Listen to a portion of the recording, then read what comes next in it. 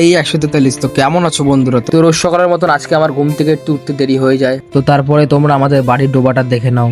বর্ষার সময় এই ডোবাতে বহুত মাছ আসে এবং আমি খুব কমই ধরি। তো আমি আমার বাড়িতে এই লেবু গাছগুলো লাগিয়েছিলাম, আর এদিকে অ্যালোভেরা গাছও রয়েছে, আর কটা পুদিনা গাছও লাগিয়েছিলাম।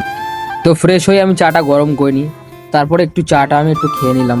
তো বাঙালির আর যা হয়, মা সকালবেলা রুটি আর ডিম ভুজিয়া করেছিল, সেটা আমি খেয়ে নিলাম। তো তারপরে আমাকে দেখতে পাচ্ছ, তো আমি যাচ্ছি হচ্ছে কাজে। তো সকালবেলা কাকা আমাকে ফোন করেছিল কাজের উদ্দেশ্যে।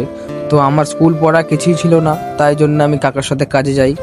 তো আজকে আমার কাকা ছিল না, তো কাকার বদলে আমি একটা দাদার সাথে কাজে যাই। এই দাদাটাও কাকার সাথে কাজ করে।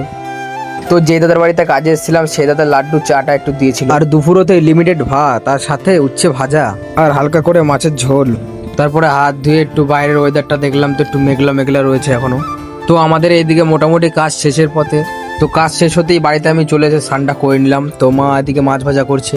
তো তারপর আমি আর আমার বন্ধু একটু আড্ডা মেরে নিলাম। তো বাড়ি এসে হাত মুখ দিয়ে খেতে বসে পড়েছিলাম। তো মা থালায় দিয়ে দিল আনলিমিটেড ভাত, তার সাথে পুঁই শাকের তরকারি আর লেবু। আর মাকে ইউটিউব দেখে বলেছিলাম যে একটু মাছের টক করতে, তো মা মাছের টকটা করেছিল।